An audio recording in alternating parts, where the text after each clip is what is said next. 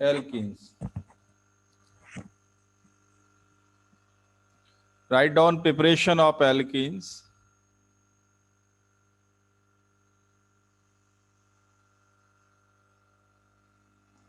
Preparations of alkene. Number 1 है, first method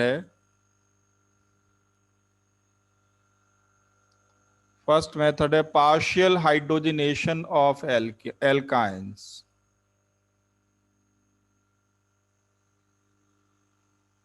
partial hydrogenation of alkynes।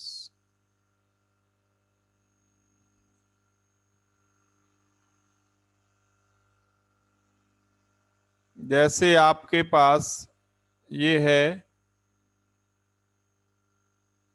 आपके पास है, मान लेते हैं इथाइन। इथाइन आपके पास है,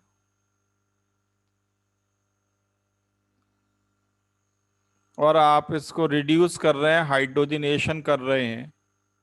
पैलेडियम चारकोल लेते हैं, पैलेजाइट चारकोल, और इसमें ऐड कर देते हैं क्यूनोलिन और कैल्शियम कार्बोनेट और बेरियम सल्फेट। इनमें से किसी को भी ऐड कर दो आप, या इनके मिक्सचर को, तो रिएक्शन डबल बॉन्ड पे रुक जाएगी। रिएक्शन डबल बॉन्ड पे रुक जाएगी, सिंगल बॉन्ड तक नहीं जाएगी। ट्रिपल बॉन्ड डबल बॉन्ड में कन्वर्ट हो जाता है, इसे कहते हैं पार्शियल हाइड्रोजनेशन। कंप्लीट हाइड्रोजनेशन तब कहते हैं जब ट्रिपल बॉन्ड सिंगल बॉन्ड में आ जाता। ये जो केमिकल हमने यूज किए हैं, क्यूनोलिन, कैल्शियम कार्बोनेट या बेरियम सल्फेट, इनको कहते हैं पॉइजन्स। ये है पॉइजन और इनहिबिटर्स। ये सारे इनहिबिटर्स कहलाते हैं। इनका काम क्या है? इनका काम है कैटालिस्ट को डीएक्टिवेट करना।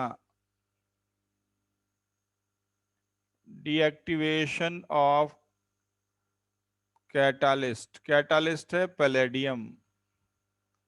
पैलेडियम पाउडर को चारकोल पे एडजॉर्ब करते हैं, इसे लिखते हैं पैलेडाइज्ड चारकोल। और अगर पैलेडाइज चारकोल में ये पॉइजन मिला दिए जाएं, इनमें से कोई भी, पैलेडाइज चारकोल में इनमें से कोई भी पॉइजन मिला दें, तो ये जो पॉइजन्ड पैलेडियम है, इसे कहेंगे पॉइजन्ड पैलेडियम।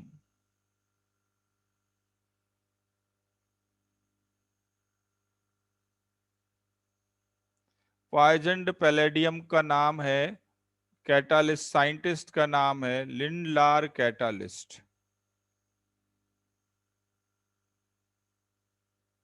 पॉइजन्ड पैलेडियम को कहते हैं लिंडलार कैटालिस्ट।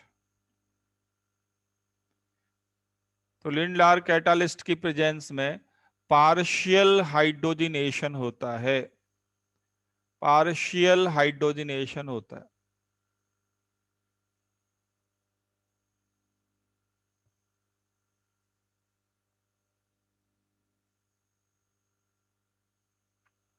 अगर आपके पास है 2 ब्यूटाइन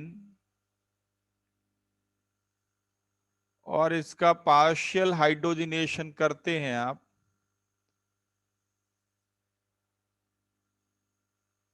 ऐसे लिखा हो पॉइजन्ड पैलेडियम, तब भी इसका मतलब सेम ही है, पॉइजन्ड पैलेडियम लिखा हो तो ट्रिपल बॉन्ड डबल बॉन्ड में रुक जाएगा, और यहाँ पे प्रोडक्ट बनता है सिस 2 ब्यूटीन। अक्सर ये पूछते हैं कि कौन सी एल्कीन बनेगी, तो दोनों H सेम साइड दिखाई पड़ते हैं। प्रोडक्ट बनेगा सिस 2 ब्यूटीन। पॉइजन्ड पैलेडियम की प्रेजेंस में हाइड्रोजनेशन होगा partial triple bond double bond तक ही रिड्यूस होगा, सिंगल बॉन्ड में कन्वर्ट नहीं हो पाएगा।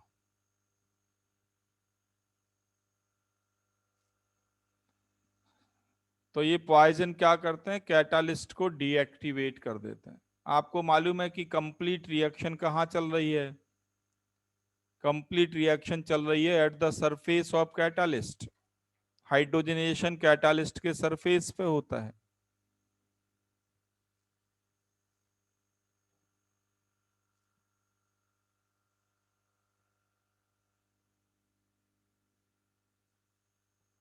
ठीक है, दूसरा लिखो। सेकंड मेथड पार्शियल रिडक्शन, इससे भी कर सकते हैं। एक और मेथड है पार्शियल रिडक्शन के लिए, वो है बिर्च रिडक्शन।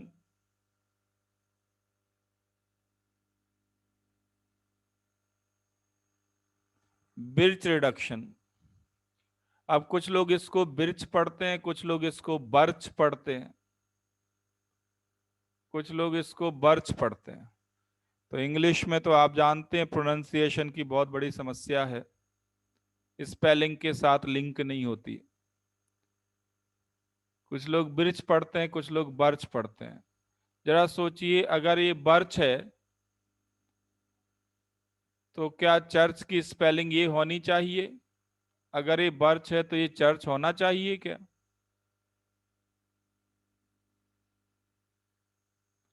और अगर ये बर्च है तो क्या ये सर्च होना चाहिए?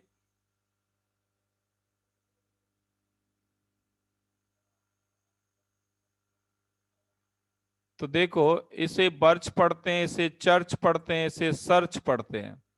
प्रोनाउंसिएशन ऑलमोस्ट सेम, केवल फर्स्ट लेटर का डिफरेंस है, बट स्पेलिंग तीनों की अलग अलग है। तो अंग्रेज खुद नहीं जानते कि हम क्या बोल रहे हो, क्या स्पेलिंग लिखनी है। स्पेलिंग से उनका कोई लिंक नहीं प्रोनाउंसिएशन से।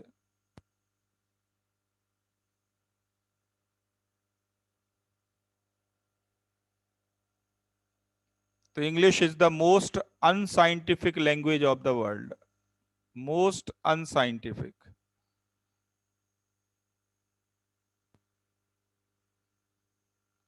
ध्यान रखना, मैं ये नहीं कह रहा हूं कि अंग्रेज साइंटिफिक है। What I am saying, unscientific है। मैं ये नहीं कह रहा हूं कि अंग्रेज अनसाइंटिफिक है। What I am saying, language, their language is unscientific. तो इसे बर्च पढ़िए या ब्रिज पढ़िए, कुछ भी हो। इसलिए इंग्लिश पे कभी किसी को हंसना नहीं चाहिए। गलत बोले सही बोले, बस बोल रहा है काफी है, काम की चीज समझनी चाहिए। ब्रिज रिडक्शन क्या है? आपके पास है 2 ब्यूटाइन, इसमें आप ऐड करें Na and liquid ammonia. Na की जगह आप लिथियम भी ले सकते हैं, लिथियम एंड लिक्विड अमोनिया। तो ट्रिपल बॉन्ड डबल बॉन्ड में कन्वर्ट होगा, नो डाउट, बट डिफरेंस ये है कि लिक्विड अमोनिया से 2 H आएंगे, वो अपोजिट ऐड होते हैं। इस केस में बनती है ट्रांस एल्कीन। ये डिफरेंस है पिछले केस से। यहाँ पे मिलती है आपको ट्रांस 2 ब्यूटीन।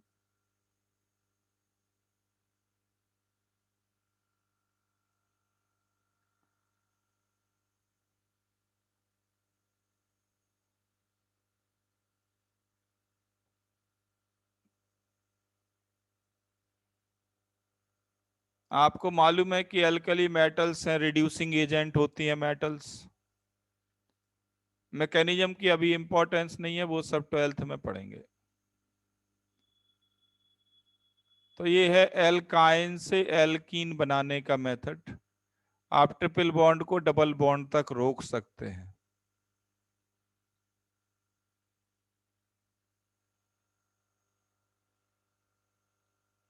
थर्ड मेथड लिखो। थर्ड मेथड वो है dehydro halogenation of, dehydro halogenation of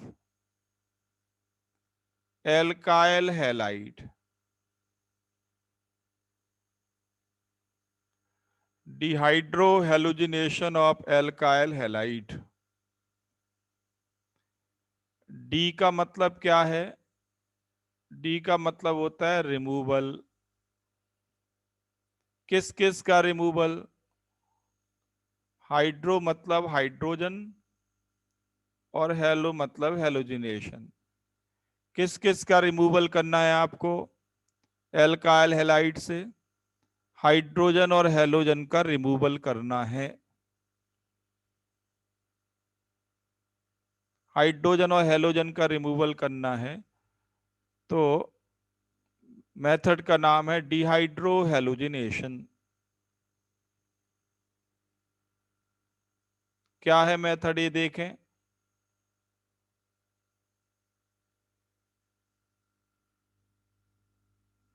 मान लीजिए ये अल्काइल हैलाइड आपके पास है, ये अल्काइल हैलाइड आपके पास है।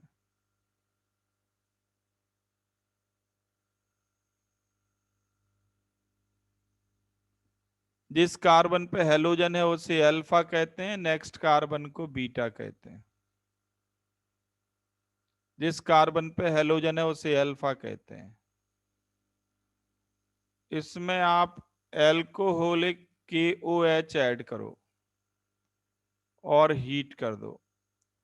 ऐसे लिखा होगा ALC, मतलब एल्कोहल एज सॉल्वेंट है, और हीट कर दें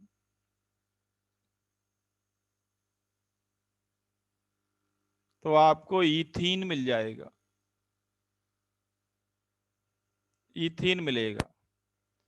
अल्फा कार्बन से Cl बाहर जाता है और बीटा कार्बन से H बाहर जाता है। तो एक H बाहर गया, एक Cl बाहर गया, नाम पड़ गया dehydro halogenation, removal of hydrogen and halogen.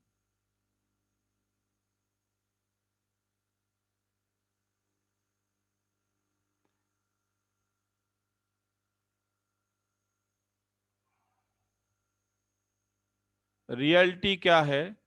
Alcoholic KOH की जगह आप ऐसे भी लिख सकते हैं कि आपको चाहिए स्ट्रॉन्ग बेस। स्ट्रॉन्ग बेस के साथ हीटिंग करेंगे तो एल्कीन बनता है।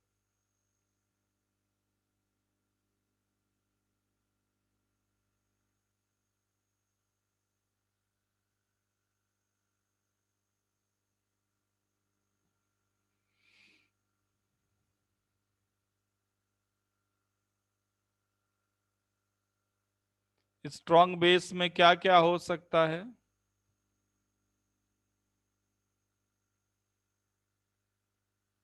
स्ट्रॉन्ग बेस में जो आपके सिलेबस में है, कोई भी एल्कली मेटल का हाइड्रोक्साइड ले लो, नॉर्मली NaOH KOH देते हैं, या ये C2H5O ले लो, या मिथॉक्साइड ग्रुप ले लो, एक ही बात है। ये O- है, ये स्ट्रॉन्ग बेस होते हैं। Methoxide ion, ethoxide ion strong base होते हैं। हाइड्रोक्साइड आयन स्ट्रॉन्ग बेस होता है। और NH2- भी ले सकते हैं आप, KNH2 ले सकते हैं, NaNH2 ले सकते हैं, ये सब स्ट्रॉन्ग बेस हैं। तो OH-NH2- और मिथॉक्साइड इथॉक्साइड आयन किसी को भी आप ले सकते हैं, इनमें से किसी को भी लेके आप हीट कर दो, एल्कीन बनता है।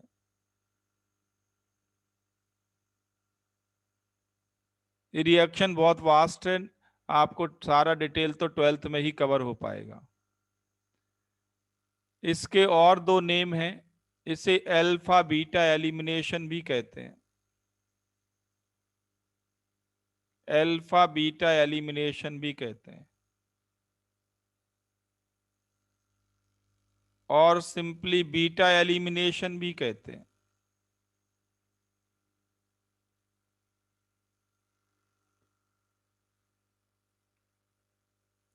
एक और नाम है, इसको 1-2 एलिमिनेशन भी कहते हैं। साइंस में 1-2 का मतलब क्या है? एडजेसेंट, 1 2 मतलब एडजेसेंट। अल्फा बीटा का मतलब भी वही है, एडजेसेंट।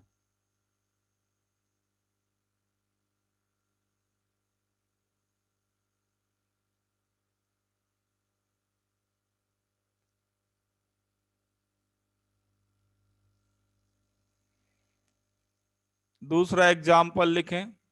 जैसे आपके पास मान लीजिए प्रोपीन है,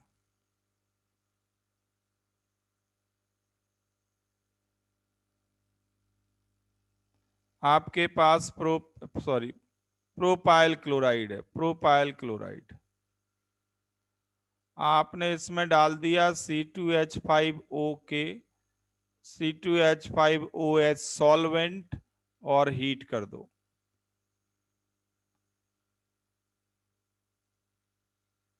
तब आपको मिल जाएगा प्रोपीन।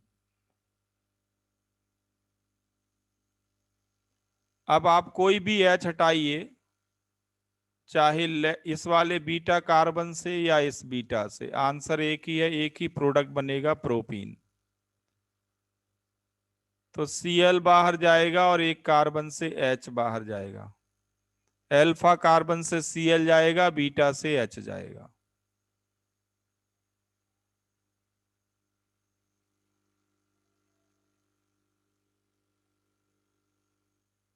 लेकिन ध्यान देना आप, इस केस में थोड़ा मामला डिफरेंट है।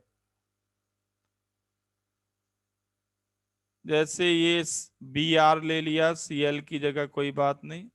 अब यहां पे आपके पास दो डिफरेंट बीटा कार्बन हैं। यहाँ पे ले लिया मिथॉक्साइड सॉल्वेंट, फिर सिमिलर लेते हैं मीथेनॉल, हीट करो। अब यहाँ पे ध्यान देना आप, वो ये कि जिस कार्बन पे हेलोजन है उसे अल्फा कहते हैं। इसमें एक बीटा कार्बन ये है और एक बीटा कार्बन ये है।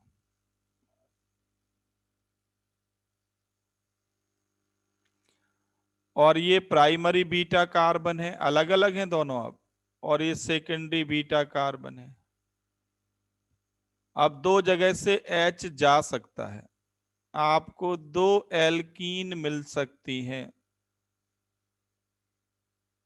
एक 2 ब्यूटीन और एक 1 ब्यूटीन। दो एल्कीन आपको मिल सकती हैं, डिपेंड करता है कौन सा बीटा H गया। 1 ब्यूटीन तो तब मिलेगा जब ये H जाएगा Br के साथ, तब मिलेगा 1 ब्यूटीन। दो प्रोडक्ट बन सकते हैं।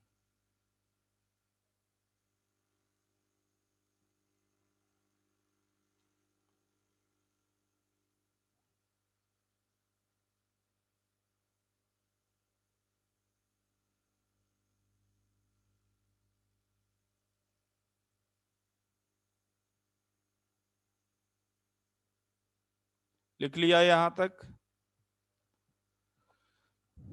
दो प्रोडक्ट बन सकते हैं। आप बताओ इन दोनों एल्कीन में मोर स्टेबल एल्कीन कौन सी है?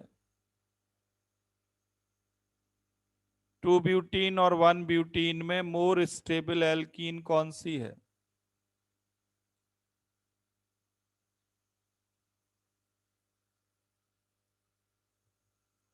एल्कीन की स्टेबिलिटी कैसे कंपेयर करते हैं? एल्कीन की stability number of alpha hydrogen से। तो 2 ब्यूटीन मोर स्टेबल एल्कीन है,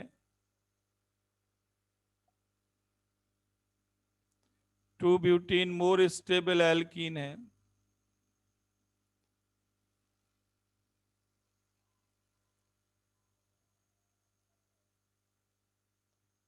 मोर स्टेबल एल्कीन का नाम है सेटजैप एल्कीन।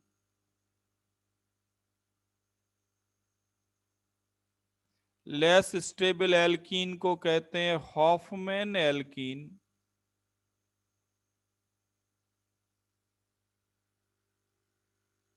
और इस केस में मेजर प्रोडक्ट बनता है more stable alkene. Major product होगा सेटजैप एल्कीन, और हॉफमैन एल्कीन माइनर प्रोडक्ट होगा।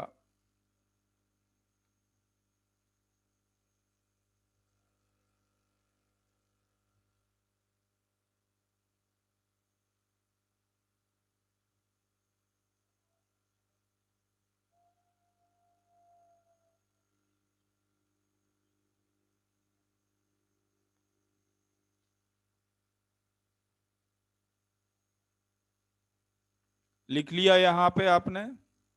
जल्दी करो।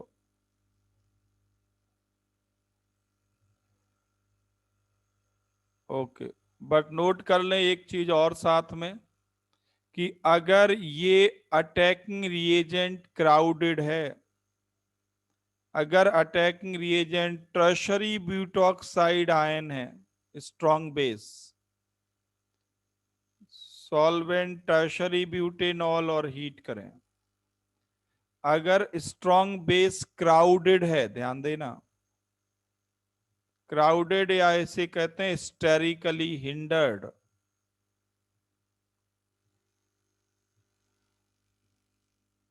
तब आपको 1 ब्यूटीन मेजर प्रोडक्ट मिलती है।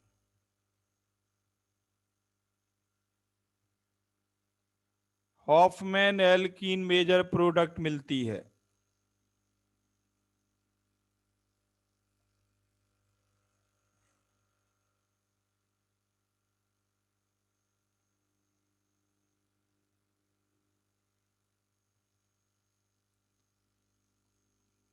तो ऐसा जरूरी नहीं है कि हर एक बार मोर स्टेबल एल्कीन मेजर बने।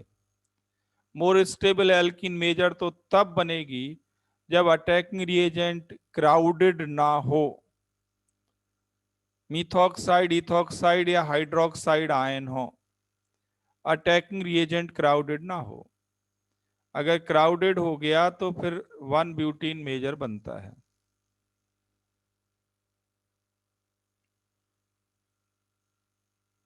ऐसा क्यों है? तो इसकी मैकेनिज्म मैं बता रहा हूं, बाकी फर्दर डिटेल तो 12th में ही आएगा। अभी मैं इसकी एक सिंपल मैकेनिज्म लिख रहा हूं। मैकेनिज्म क्या है इसकी?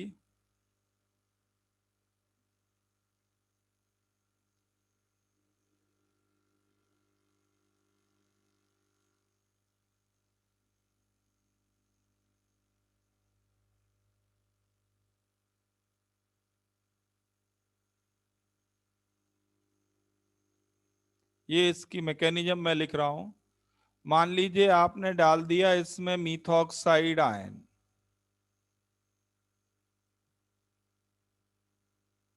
मीथेनॉल सॉल्वेंट है, और हीट कर दिया। मीथॉक्साइड आयन क्राउडेड आयन नहीं होता। क्राउडेड आयन आपको मानना है केवल टर्शरी ब्यूटॉक्साइड को, टर्शरी ब्यूटॉक्साइड को क्राउडेड मानना है। आप जानते हैं टर्शरी ब्यूटाइल ग्रुप कैसे बनाना है, ग्रुप आइसोप्रोपाइल, टर्शरी ब्यूटाइल, सारा कुछ आप कर चुके हैं। तो ये क्राउडेड है। फिर क्या होगा? जो आपने ये मिथॉक्साइड आयन डाला है, जो ये मिथॉक्साइड आयन आप डाल रहे हैं, स्ट्रॉन्ग बेस, ये है स्ट्रॉन्ग बेस, ध्यान देना। ये स्ट्रॉन्ग बेस अप्रोच करेगा सीधे सीधे बीटा हाइड्रोजन पे।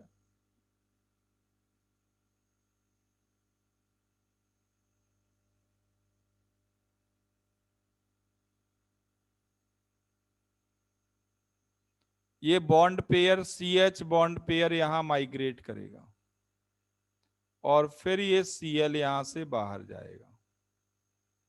ये सारा कुछ एक ही स्टेप में होता है।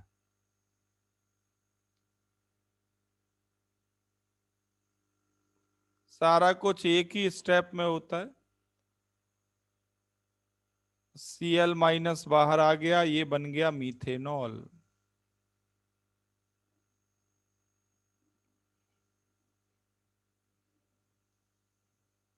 और मीथेनॉल तो सॉल्वेंट की तरह काम भी कर रहा है, तो सॉल्वेंट बन गया एक तरह से। ऑर्गेनिक प्रोडक्ट काम का है 2 ब्यूटीन। तो स्ट्रॉन्ग बेस जाता है बीटा हाइड्रोजन पे। बीटा हाइड्रोजन तो ये भी है, यहां भी है, इस पे भी जाएगा, इस पे भी जाएगा, तो इस पे गया तो 1 ब्यूटीन बनेगी।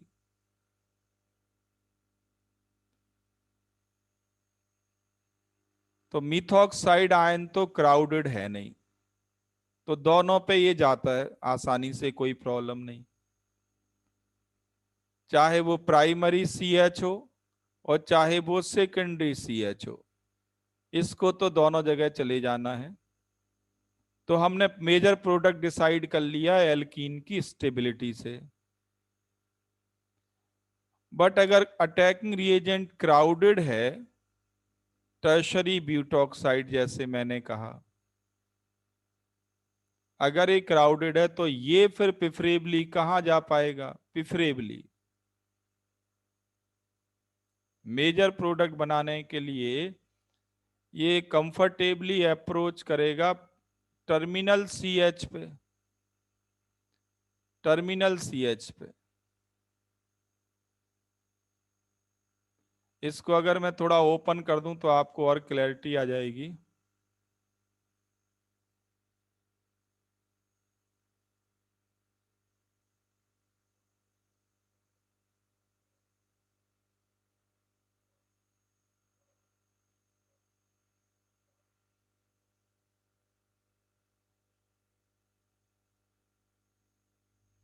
अब आपके पास ये बीटा सी एच है और ये भी बीटा सी एच है। कॉमन सेंस लगाओ आप कि जो टर्शरी ब्यूटॉक्साइड आयन है, ये है टर्शरी ब्यूटॉक्साइड, ये एल्काइल ग्रुप है टर्शरी ब्यूटाइल, ये टर्शरी ब्यूटॉक्साइड है। ये कहाँ आसानी से पहुंचेगा? इसकी अप्रोच इजियर कहाँ होगी? इस प्राइमरी बीटा सी एच पे या सेकेंडरी बीटा सी एच पे? क्योंकि ये क्राउडेड है तो ये प्राइमरी पे पहुंचेगा। यहां डबल बॉन्ड बनेगा और फिर ये Cl बाहर जाएगा। तो इस केस में मेजर एल्कीन बनेगी 1 ब्यूटीन।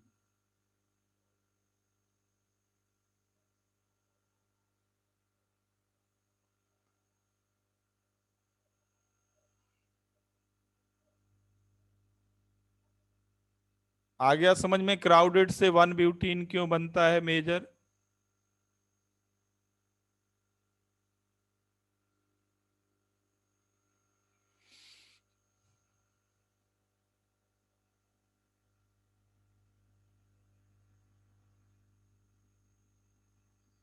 एरो की मीनिंग आपको आती होगी ऑलरेडी, एरो के बारे में हम एक क्लास पूरी लगा चुके हैं।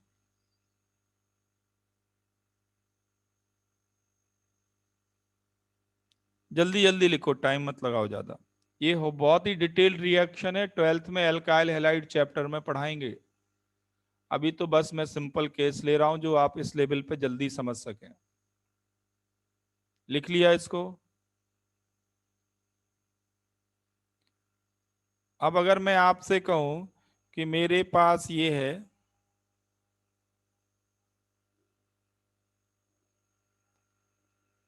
एक टर्शरी हैलाइड है, एक टर्शरी हैलाइड है, इसमें मैंने ऐड कर दिया मीथॉक्साइड आयन, मीथेनॉल। बताओ मेजर प्रोडक्ट क्या बनेगा? और फिर अगर मैंने इसमें ऐड कर दिया tertiary butoxide ion, tertiary butanol solvent और हीट कर दिया, मेजर प्रोडक्ट बताना। डरना नहीं है, बहुत आसान होते हैं, बहुत आसान है, बस बेसिक आइडिया आपके दिमाग में हो।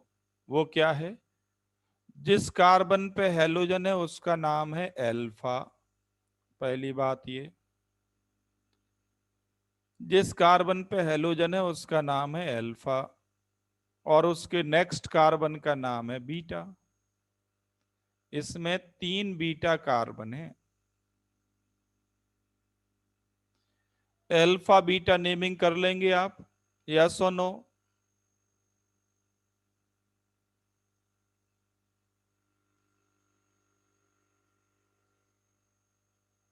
जिस कार्बन पे हेलोजन अटैच है वो अल्फा है, उसका नेक्स्ट बीटा। तो अल्फा कार्बन से हेलोजन जाएगा, बीटा कार्बन से हाइड्रोजन जाएगा। आपको 3 एल्कीन मिलेंगी इस केस में, 3 एल्कीन आपको मिलेंगी। आपको बताना है इनमें से मेजर एल्कीन कौन। तीनों बीटा से मैंने एक एक करके एच हटा दिए। बताओ इन तीनों एल्कीन में सबसे ज्यादा स्टेबल कौन? फर्स्ट सेकंड थर्ड में सबसे ज्यादा स्टेबल कौन? क्योंकि ये क्राउडेड तो है नहीं, मिथॉक्साइड आयन है। सबसे ज्यादा स्टेबल कौन सी एल्कीन है?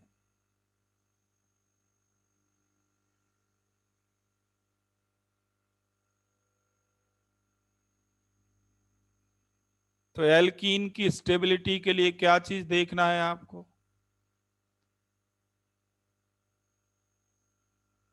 Alpha hydrogen.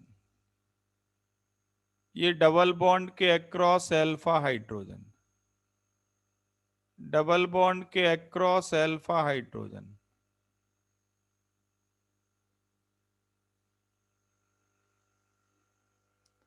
और इस डबल बॉन्ड के अक्रॉस अल्फा हाइड्रोजन।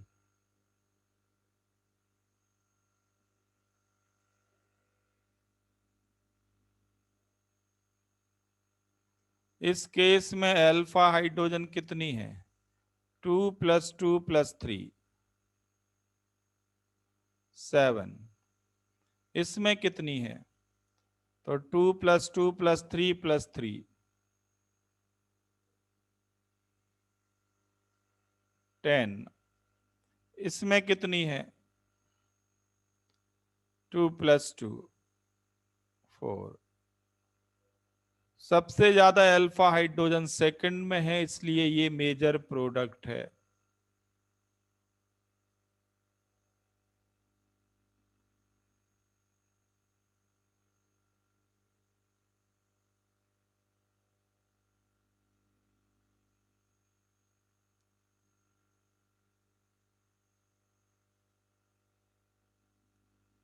आ गया समझ में सबको?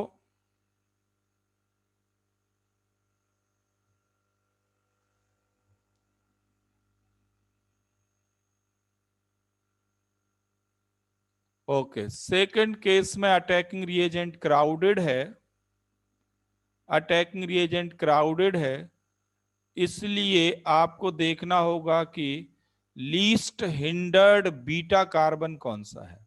लीस्ट हिंडर्ड आसानी से क्राउडेड कहां पहुंचेगा? प्राइमरी पे, या सेकेंडरी पे, या टर्शरी पे? ये जो कार्बन है, ये बीटा कार्बन, ये टर्शरी कार्बन है।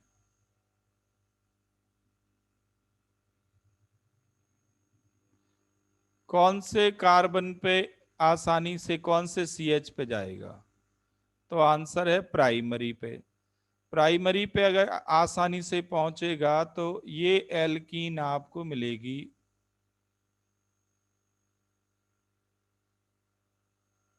सीधे मैंने मेजर एल्कीन बना दी। आ गया समझ में सबको?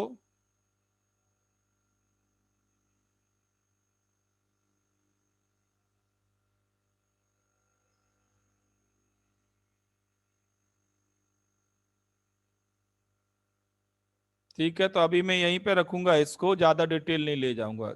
ये ट्वेल्थ में दोबारा डील करेंगे स्टीरियो आइसोमेरिज्म के साथ और मेजर माइनर प्रोडक्ट के साथ।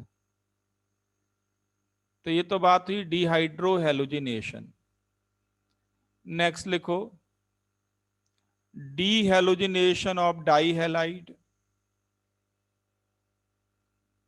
डीहेलोजिनेशन ऑफ डाइहेलाइड।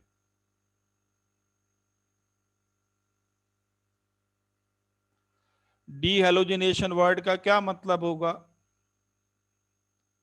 डी का मतलब रिमूवल, और हेलो मतलब हेलोजन का, तो रिमूवल ऑफ हेलोजन। तो आपके पास ये डाई हैलाइड है, ये आपके पास डाई हैलाइड है, ब्रोमो हो क्लोरो हो, इसको आप हीट कर दो जिंक डस्ट के साथ, जिंक डस्ट के साथ। तो Zn का काम है हेलोजन को रिमूव करना, ZnCl2 बन जाएगा।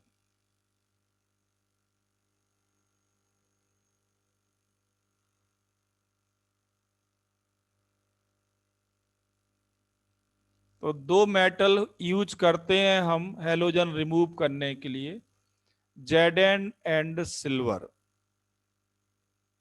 Zn और सिल्वर दो मेटल यूज करते हैं हेलोजन को रिमूव करने के लिए फ्रॉम ऑर्गेनिक कंपाउंड।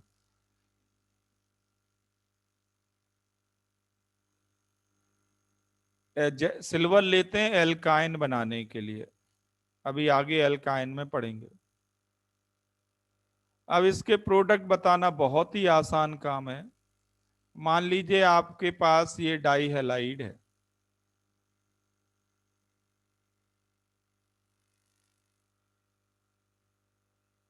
आपके पास ये डाई हैलाइड है, और इसको आपने जिंक डस्ट के साथ हीट कर दिया।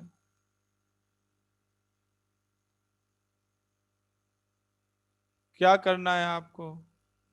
हेलोजन को हटा देना है, बस इतना ही करना है, ये मिल जाएगा। इसका नाम है साइक्लोपेंटीन। आ गया समझ में? कर लोगे सारा कुछ, है नहीं, बिल्कुल बहुत आसान है।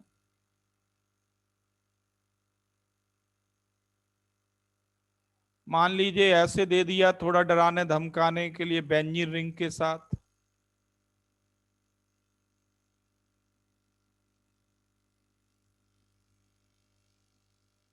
बेंजीन रिंग के साथ दे दिया, फर्क क्या पड़ना, Cl को बाहर करते रहो।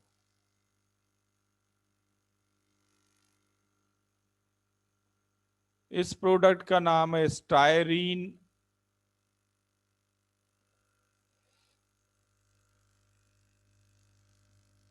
तो डाई हैलाइड से आप इस तरह से एल्कीन बना सकते हैं, जिंक डस्ट के साथ हीट कर दो। बट ये ध्यान देने वाली बात है यहाँ पे कि आपके पास कौन सा डाई हैलाइड होना चाहिए। तो आंसर है vicinal die halide, sorry vicinal die halide.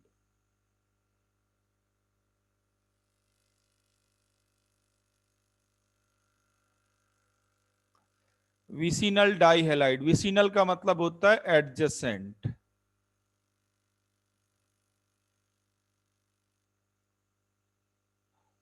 Vicinal और 1,2 डाई हैलाइड होना चाहिए।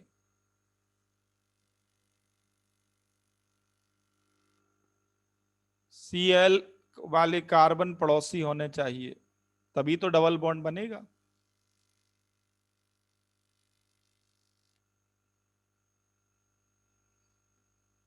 अगर एक ही कार्बन पे दोनों हेलोजन है तो उसको कहते हैं जेमिनल डाई हैलाइड। अगर एक ही कार्बन पे दोनों हेलोजन हैं तो उसे कहते हैं जेमिनल डाई हैलाइड। और जेमिनल डाई हैलाइड में स्पेसिफिक है डाई आयोडाइड होना चाहिए, तब आसानी से जिंक डस्ट के साथ हीट करें तो एल्कीन बनता है।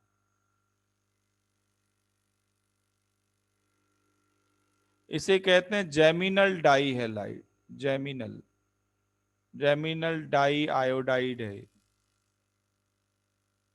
एक ही कार्बन पे दो हेलोजन हो तो वर्ड आता है जेमिनल,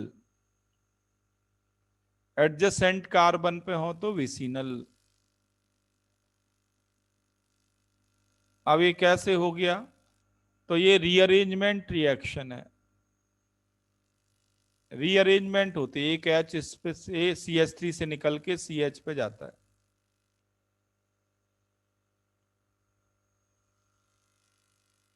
बस इतना ही लिख के रखो, ये मैकेनिज्म 12th में बताएंगे। ये रीअरेंजमेंट रिएक्शन है, रीअरेंजमेंट की वजह से बनता है।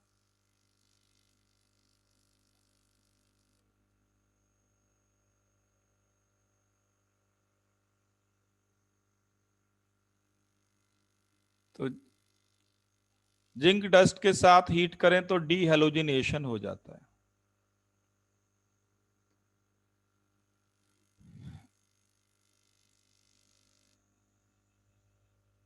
यहां तक लिख लिया? नेक्स्ट लिखो, next method, dehydration of alcohol.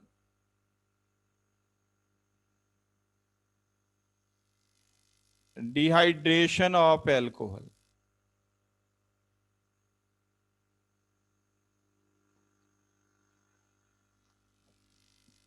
Dehydration का मतलब तो आप जानते ही हैं, डी का मतलब होता है रिमूवल और हाइड्रेशन मतलब वाटर, उल्टा कर दो। तो किसको रिमूव करना? वाटर को। Removal of water.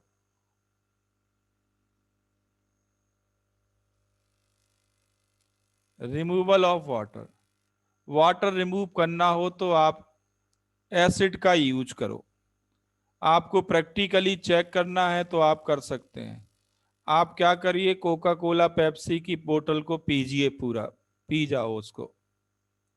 आप देखोगे आपको 15 to 20 मिनट्स के बाद तेज प्यास लगेगी। ये जितने भी कोल्ड ड्रिंक हैं वो एसिड होते हैं, उनको आप पी जाएं तो आपको लगभग 15 मिनट्स के बाद तेज प्यास लगेगी। क्यों तेज प्यास लगती है? क्योंकि ब्लड में वाटर कम होने लगता है। 8-10 बोतल पी जाए तो हो सकता है आपका डिहाइड्रेशन हो जाए।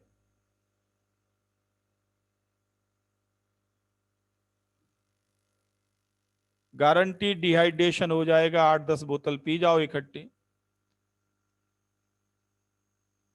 तो आप एसिड पी रहे हो और कुछ नहीं। एसिड डिहाइड्रेट करता है। डिहाइड्रेटिंग एजेंट होता है कंसंट्रेटेड H2SO4। तो जैसे आपके पास है इथेनॉल। इथेनॉल को आप कंसंट्रेटेड H2SO4 के साथ हीट करो। कंसंट्रेटेड H2SO4 के साथ हीट करो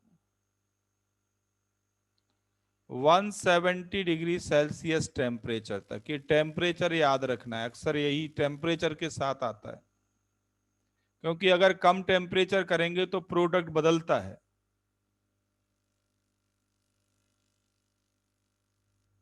तो ईथीन तब बनेगा जब 170 डिग्री सेल्सियस टेम्परेचर होगा या इससे ज्यादा, इससे कम नहीं। वाटर बाहर जाएगा।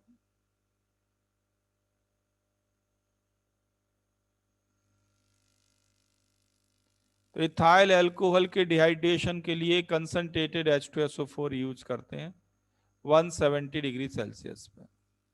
ये जरूरी नहीं है कि कंसंट्रेटेड H2SO4 लो आप फॉस्फोरिक एसिड भी ले सकते हो। फॉस्फोरिक एसिड भी ले सकते हो। नॉर्मली केवल इतना लिख दें सेकेंडरी और टर्शरी के लिए, H+ और हीट। समझ लीजिए कि आपको डिहाइड्रेशन करना है।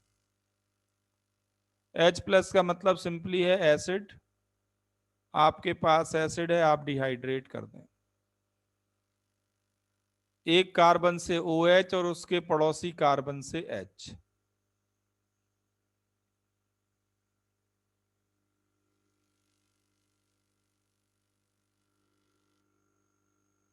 तो 170 डिग्री सेल्सियस या इससे ज्यादा टेम्परेचर पे हीट करना होगा।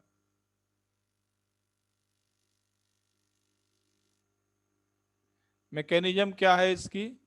एक ही मैकेनिज्म डील करूंगा, अभी आपके 11th के सिलेबस में ये सब है नहीं। ये आपके पास है एल्कोहल। पहला स्टेप ये है कि एल्कोहल के ओ का प्रोटोनेशन होता है। एल्कोहल के ओ का प्रोटोनेशन होता है।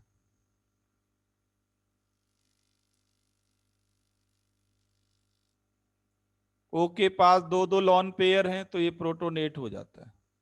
H प्लस आयन कहां से आए? H प्लस आयन आए एसिड से।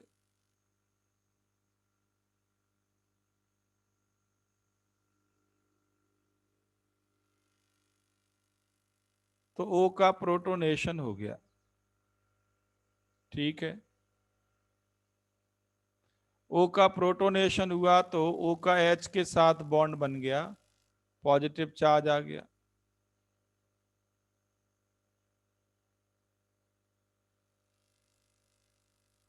एरो की मीनिंग तो आप सबको मालूम ही है ऑलरेडी। अब इसको आप हीट करें 170 डिग्री सेल्सियस तक, व्हाट हैपेंस? यहां से वाटर बाहर जाएगा, ओ न्यूट्रल होगा, ये बॉन्ड पेयर ओ पे ट्रांसफर होगा। यहां से वाटर जाएगा बाहर, कार्बन को लॉस होगा, तो ये H यहां से फ्री होगा। तो एसिड इस रिएक्शन में कैटालिस्ट का काम कर रहा है। एसिड इस रिएक्शन में कैटालिस्ट का काम कर रहा है। यहां पे हमने एसिड को यूज किया था और लास्ट में ये रीजनरेट हो गया, तो इसको कहते हैं acid catalysed dehydration. Acid catalysed dehydration.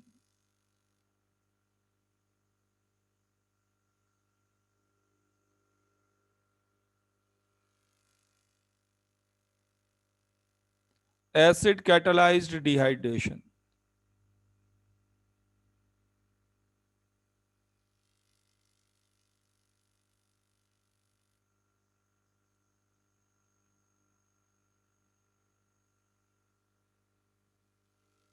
जल्दी लिखो।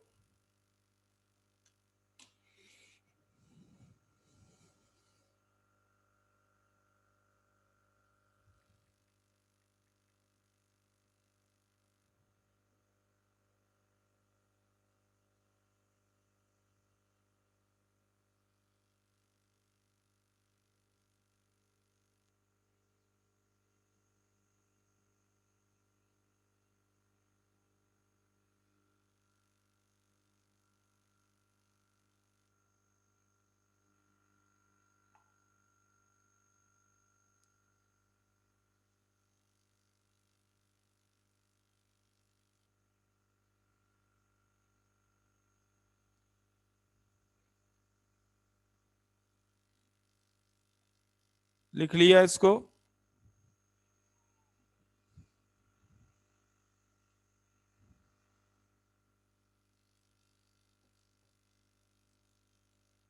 ओके।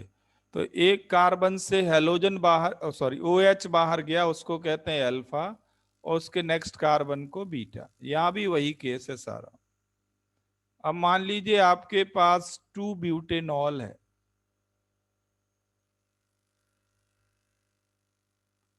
आप इसको एसिड मीडियम में हीट कर दो, तो एक कार्बन से OH जाएगा, उसके पड़ोसी कार्बन से H जाएगा, दो एल्कीन आपको मिलेंगी। बताओ कौन सी एल्कीन बनेगी इस केस में? मेजर एल्कीन कौन सी मिलेगी? Major alkene. तो आपको देखना होगा कि मोर स्टेबल कौन है। मोर स्टेबल है 2 ब्यूटीन, तो ये मेजर एल्कीन होगी।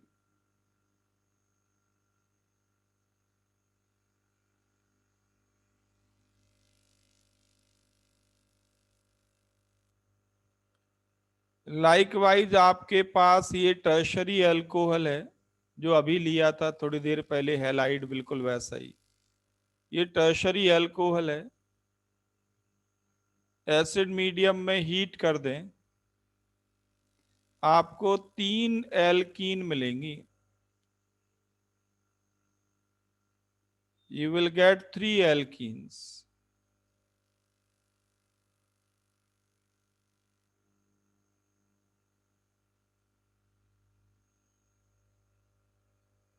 मेजर एल्कीन इन तीनों में कौन सी होगी?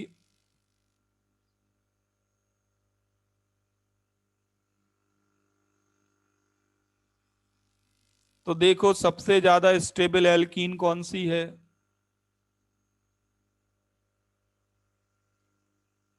तो ये मेजर एल्कीन होगी। एग्जाम्पल समझ में आ गया सबको? बिल्कुल आसान है। अगर मैं आपसे कहूं कि आपके पास ये है टर्शरी अल्कोहल, ये टर्शरी अल्कोहल आपके पास है, ऐसे बना लो। H प्लस की प्रेजेंस में हीट कर दिया। बताओ कितनी डिफरेंट एल्कीन बनेंगी और मेजर एल्कीन कौन सी होगी?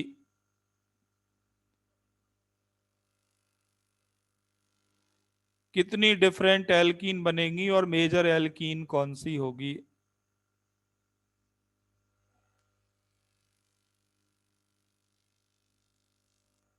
जल्दी करो। कितनी डिफरेंट एल्कीन बनेंगी जरा बताओ।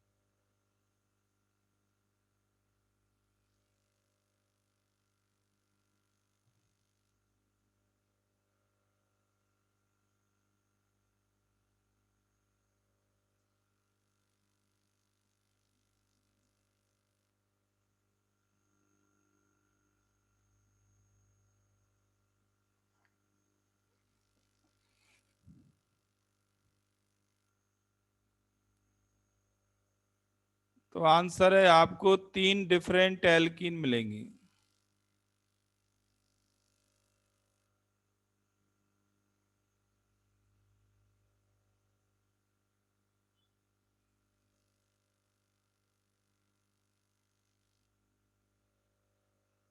1 2 3 4 5 carbon.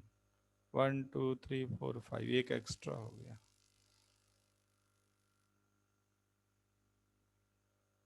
You will get 3 different alkene, और ये एल्कीन मेजर एल्कीन होगी। ये एल्कीन मेजर एल्कीन होगी।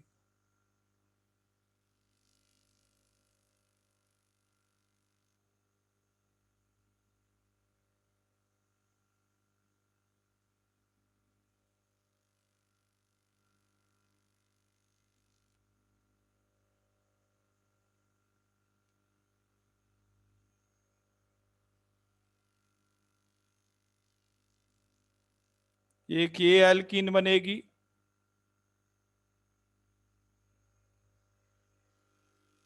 और एक ये भी बनेगी।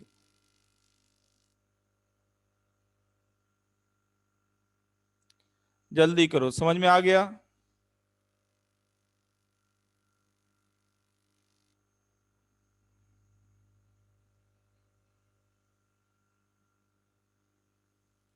ओके, ये बहुत वास्ट रिएक्शन है। मैं फिर कह रहा हूं कंप्लीट डिटेल 12th में बताएंगे आपको। अभी इसमें बहुत केसेस हैं। इतना आपको समझ में आ गया, बहुत बढ़िया।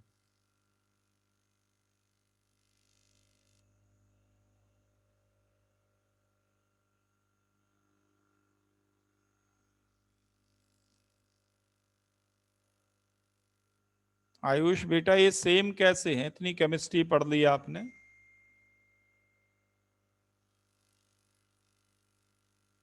सोच के बोला करो बेटा, क्लास डिस्टर्ब होती है, बगैर सोचे बोलोगे तो आपकी इमेज भी खराब होती है और क्लास भी डिस्टर्ब होती है। पहले सोच लिया करो थोड़ा। चलो देखो आगे।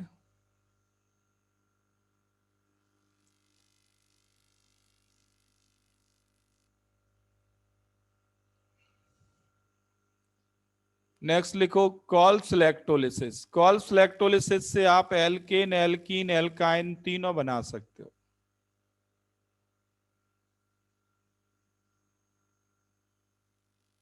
कॉल्स इलेक्ट्रोलिसिस देखो, याद करो लास्ट क्लास में जो आपने किया था, इसकी पूरी मैकेनिज्म लिखी थी। मैंने कहा था सोडियम या पोटेशियम सॉल्ट के थ्रू जब करंट पास करते हैं तो एनोड पे पहले CH3 फ्री रेडिकल बनता है एनोड पे, और CO2 बनता है। ये पूरी मैकेनिज्म आपने लिखी है। और दो CH3 फ्री रेडिकल आपस में कंबाइन करते हैं तो ईथेन बनता है। ये आपने लिखा था ऑलरेडी एल्केन में। अब हमें बनाना है एल्कीन। तो एल्कीन बनाने के लिए हम इसका डाई सॉल्ट लेंगे, डाई पोटेशियम और डाई सोडियम सॉल्ट, CH2COO के, CH2COO के। आप इस सॉल्ट को लेंगे, इसके थ्रू करंट पास करेंगे, या ये कहें कि इसका इलेक्ट्रोलिसिस करेंगे, इसका इलेक्ट्रोलिसिस करेंगे। इलेक्ट्रोलिसिस करेंगे तो ये जो COO ग्रुप है ये तो CO2 में आ जाएंगे, और इन कार्बन पे अनपेयर्ड इलेक्ट्रॉन बचेगा। 2 मोल CO2 बन जाएगा, ये एनोड पे होगा। COO ग्रुप CO2 में चला जाता है और ये कार्बन फ्री रेडिकल में कन्वर्ट होता है। यहाँ पे दो दो कार्बन है तो ये फ्री रेडिकल में कन्वर्ट होंगे, और जब ये फ्री रेडिकल बन जाएंगे, दोनों कार्बन के पास अनपेड इलेक्ट्रॉन है तो ये खुद ही पेयरिंग कर लेंगे। प्रोडक्ट क्या बन जाएगा? एल्कीन।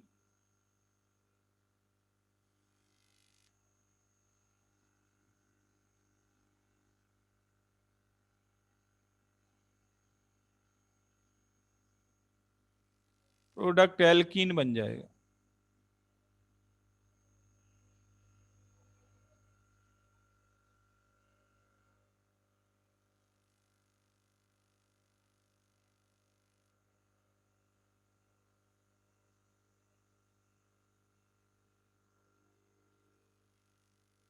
ठीक है, तो ऐसे आपको 2 सोडियम या potassium salt with in 1 molecule चाहिए, विद इन 1 मॉलिक्यूल। जैसे आपके पास मान लीजिए ये है, यहां पे मैं कर दूं COONA, और एक CONA उसके पड़ोसी कार्बन पे, इसके सॉल्यूशन के थ्रू करंट पास करें। आपको कैसे सोचना है? COO ग्रुप तो CO2 में चला जाएगा, और इन कार्बन पे अनपेड इलेक्ट्रॉन बचेगा। ये अनपेड इलेक्ट्रॉन पेयरिंग कर लेंगे और डबल बॉन्ड बन जाएगा।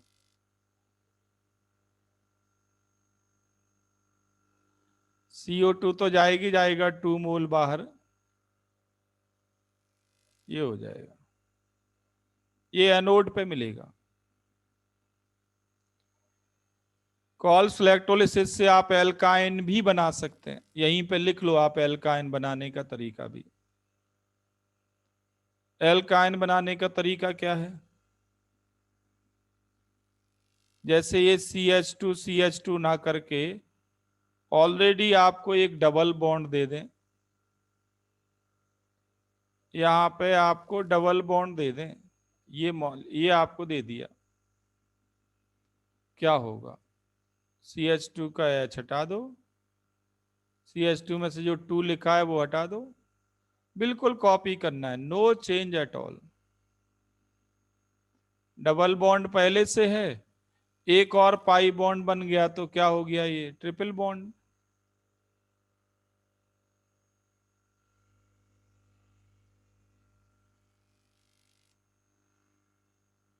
तो क्रॉस फ्लैक्टोलिसिस मेथड से आप एल्केन, एल्कीन, एल्काइन तीनों बना सकते हो।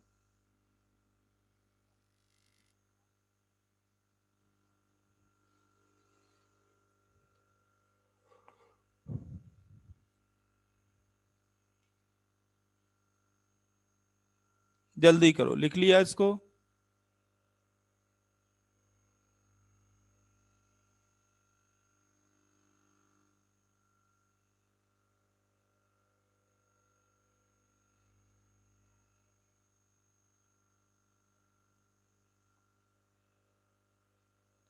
ओके, तो ये तो बात हुई अबाउट प्रिपरेशन ऑफ एल्कीन।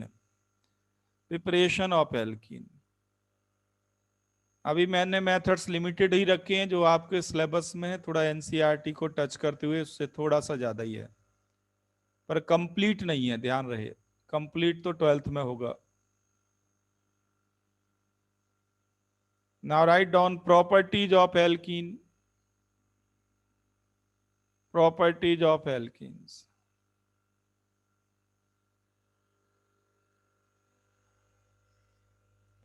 तो एल्कीन की रिएक्शंस को हम कहते हैं electrophilic addition reaction.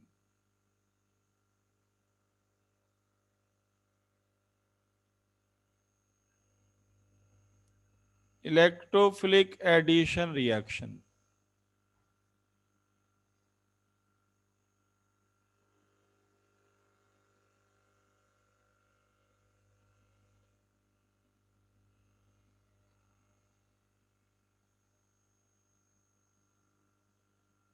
Electrophilic addition reaction.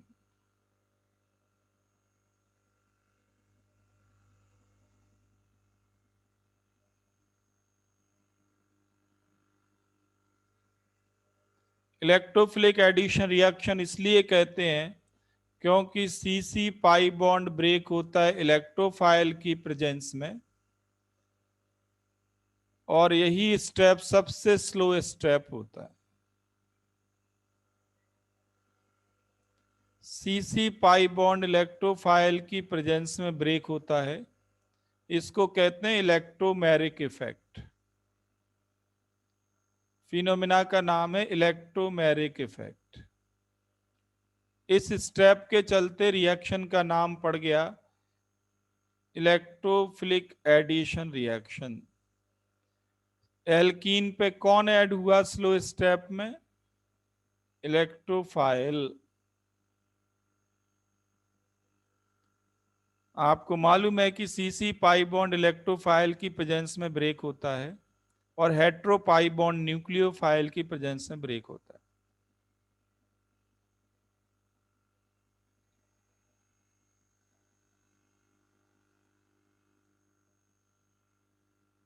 तो पहली रिएक्शन लिखो आप, addition of HX, addition of hydrogen halide.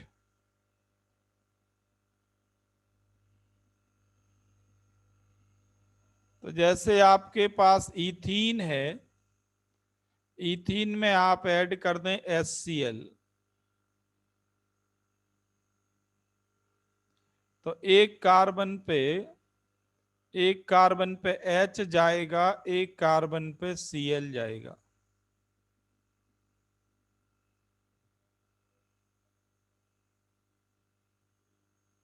इस रिएक्शन का नाम है हाइड्रोहेलोजिनेशन ऑफ एल्कीन।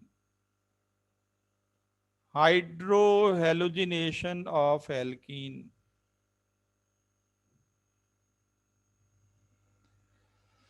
मतलब ये कि हाइड्रोजन और हेलोजन ऐड हुए एल्कीन पे।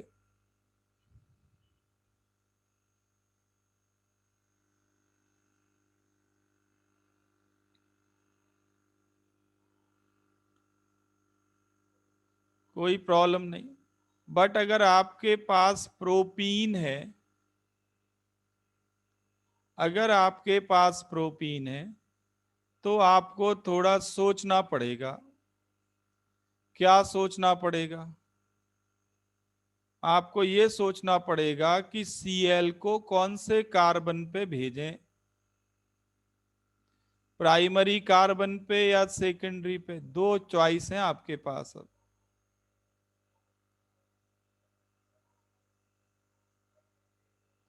मेजर प्रोडक्ट कैसे बनेगा?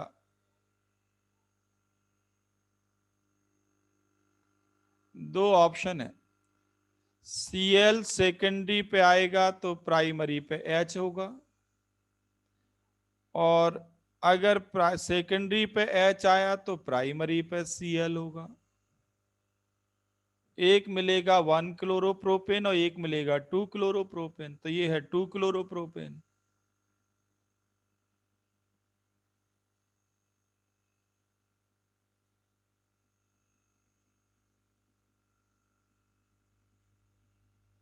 तो मेजर प्रोडक्ट इसमें से फर्स्ट होगा, ये मेजर होगा,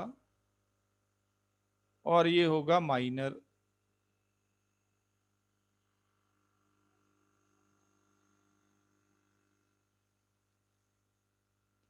फर्स्ट मेजर प्रोडक्ट होगा और सेकंड माइनर होगा।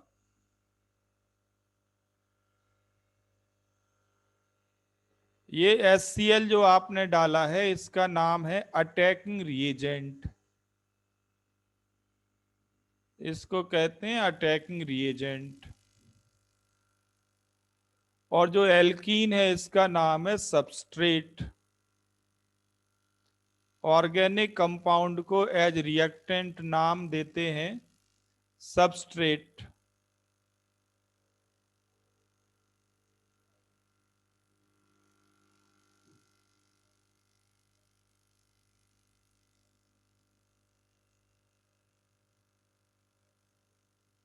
तो पहला प्रोडक्ट मेजर बना, ये कैसे डिसाइड किया हमने? ये डिसाइड किया मैकेनिज्म से। मैकेनिज्म क्या है? सबसे पहला स्टेप आपका क्या होगा? Find electrophile. पहला स्टेप होगा फाइंड इलेक्ट्रोफाइल। तो इलेक्ट्रोफाइल देगा HCl। HCl तो स्ट्रॉन्ग एसिड है ना, तो ये तो इलेक्ट्रोफाइल आ गया। दूसरा स्टेप है breaking of pi bond in presence of electrophile. इसे कहते हैं electromeric effect. Breaking of pi bond in presence of electrophile. आपके पास ये है प्रोपीन। प्रोपीन का पाई बॉन्ड आप तोड़ने जा रहे हैं इलेक्ट्रोफाइल की प्रेजेंस में। H+ आयन है इलेक्ट्रोफाइल, तो ये पाई इलेक्ट्रॉन H के साथ शेयर होंगे।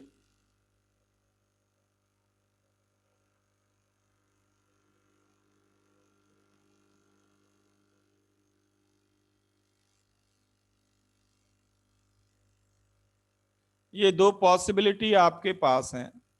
ये जो H है ये प्राइमरी पे भी जा सकता है, सेकेंडरी पे भी जा सकता है, दोनों जगह बॉन्ड बना सकता है। अगर ये प्राइमरी पे गया तो ये पॉजिटिव चार्ज बनेगा कार्बन पे, और अगर ये सेकेंडरी पे गया तो यहां पॉजिटिव आएगा।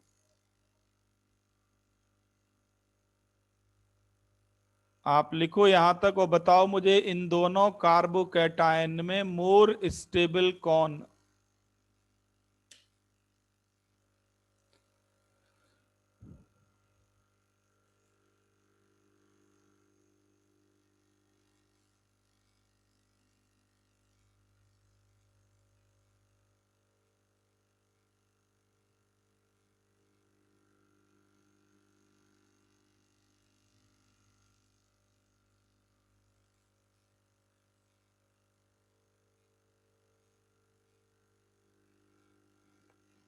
ये जो पाई बॉन्ड ब्रेकिंग है स्लोएस्ट स्टेप होता है, स्लोएस्ट।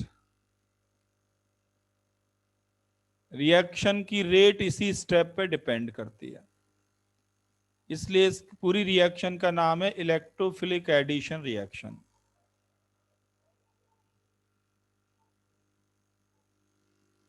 तो आपको ये मालूम है कि अल्फा हाइड्रोजन काउंट करना है कार्बोकैटायन में। इसमें अल्फा हाइड्रोजन कितनी है? 3+3, 6 अल्फा हाइड्रोजन है। और इसमें अल्फा हाइड्रोजन तो केवल 2 ही है।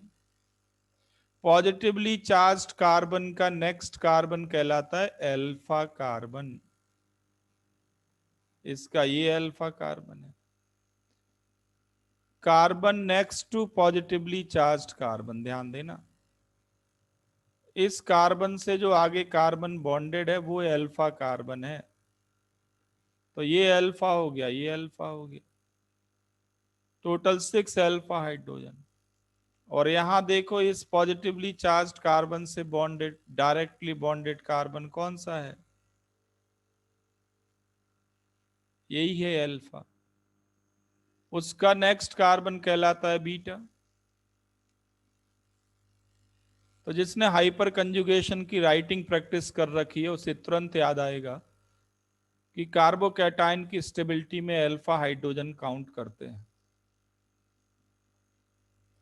एल्कीन की स्टेबिलिटी में भी अल्फा हाइड्रोजन काउंट करते हैं।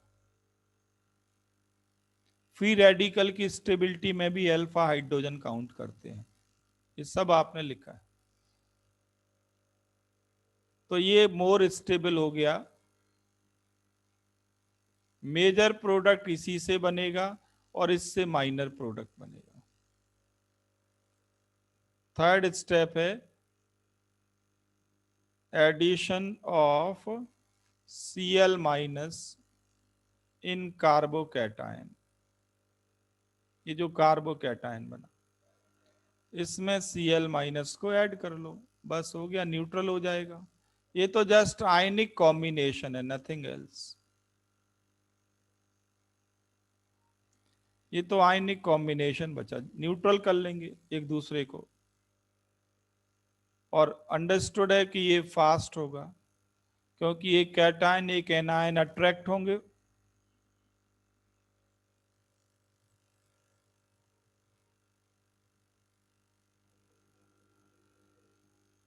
तो 2 क्लोरोप्रोपेन मेजर प्रोडक्ट होगा। तो आपको जगह जगह ऐसा मिलेगा कि 2 कार्बोकैटायन बने या 2 से ज्यादा कार्बोकैटायन बने। एल्कीन की स्टेबिलिटी, मेजर एल्कीन के लिए कार्बोकैटायन की स्टेबिलिटी देखना, मेजर प्रोडक्ट के लिए कार्बोकैटायन की स्टेबिलिटी। मैकेनिज्म के तीनों स्टेप समझ में आ गए? ये आपके स्कूल एग्जाम में भी है, ध्यान रखना, एनसीईआरटी में दी गई है।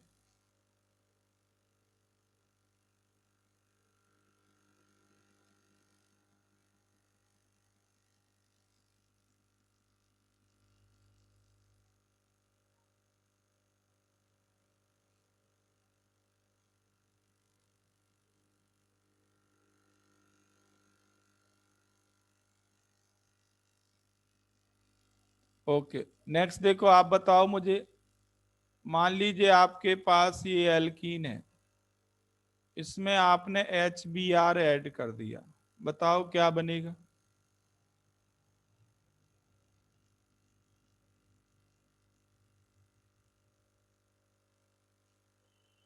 मान लीजिए आपके पास ये एल्कीन है, इसमें आपने HCl ऐड कर दिया,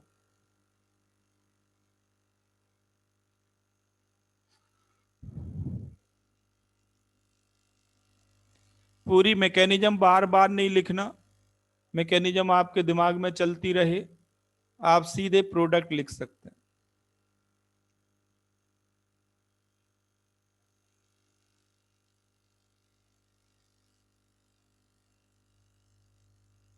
ये 2 प्रोडक्ट बन सकते हैं। आप बता सकते हो इनमें से मेजर प्रोडक्ट कौन सा होगा?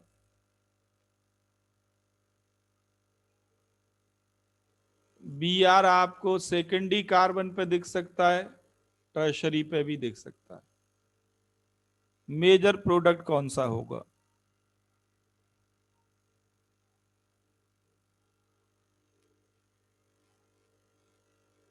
तो कुशल ने बिल्कुल ठीक आंसर किया, मेजर प्रोडक्ट फर्स्ट होगा।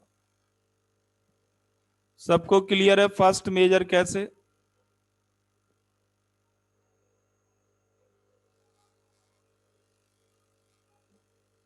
अरे जल्दी बोलो, फर्स्ट मेजर प्रोडक्ट कैसे, ये सबको क्लियर है?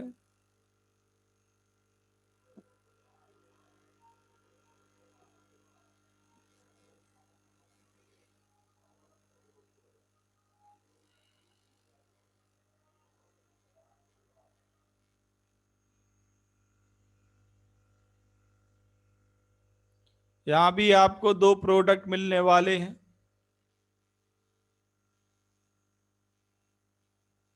ये Cl आपको इन दो कार्बन में से कहीं भी मिल सकता है। बताओ मेजर प्रोडक्ट कौन सा?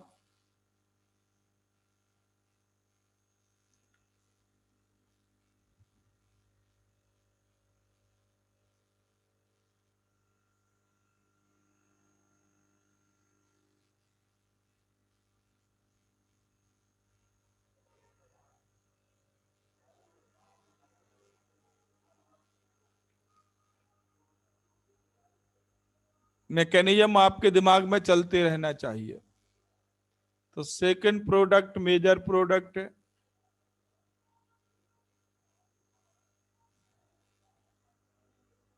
आ गया समझ में सबको इतना?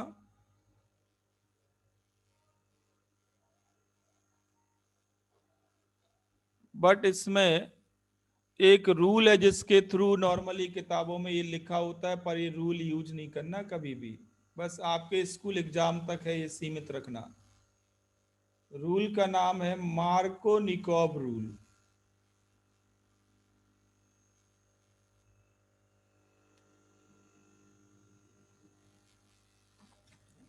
Markovnikov rule.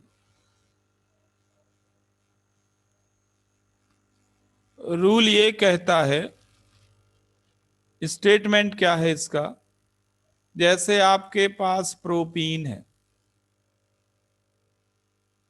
आपके पास प्रोपीन है,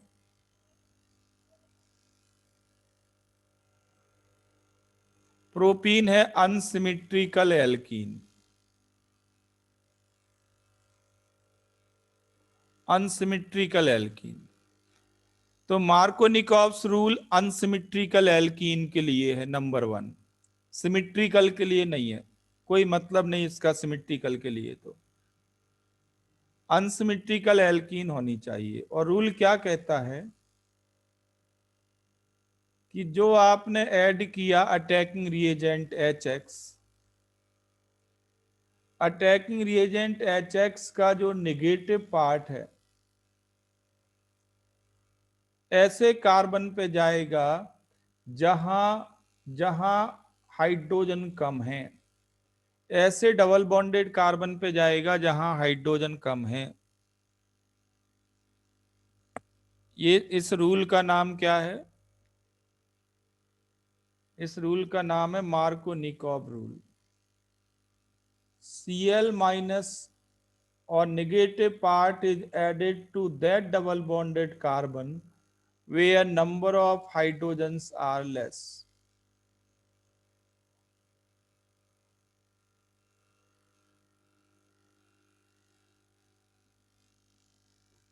तो स्टेटमेंट लिख लो मार्कोनिकॉव्स रूल।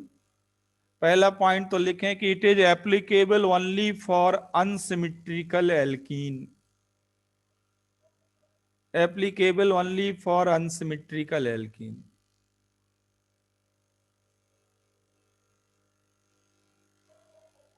और दूसरा स्टेटमेंट क्या है फर्दर लिखें, according to this rule, according to this rule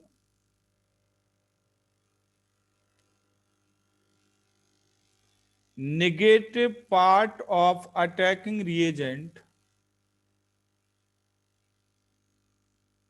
negative part of attacking reagent is added to that double bonded carbon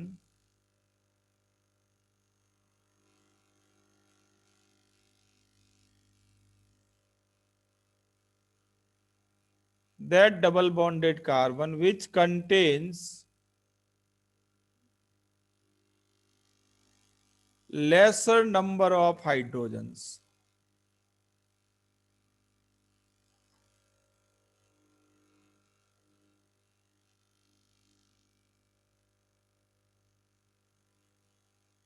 hydrogens कम होनी चाहिए।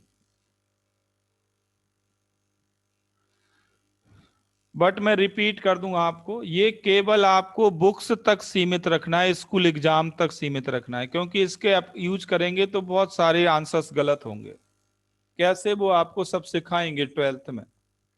ये केवल स्कूल एग्जाम के लिए है और कुछ नहीं, या सिंपल एल्कीन के लिए है, सिंपल एल्कीन के लिए, सिंपल अनसिमेट्रिकल एल्कीन के लिए ठीक है ये।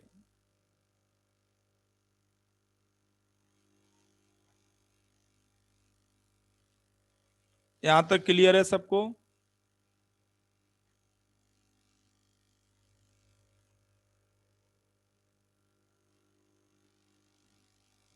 ओके, नेक्स्ट लिखो। अब देखो इसमें एक्सेप्शन यहां से शुरुआत होती है। एंटी मार्कोनिकॉव रूल, उल्टा इसका, इसका ठीक उल्टा।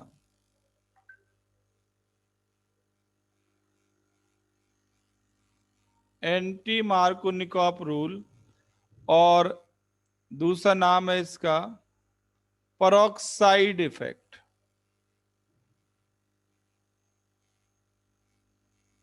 Peroxide effect.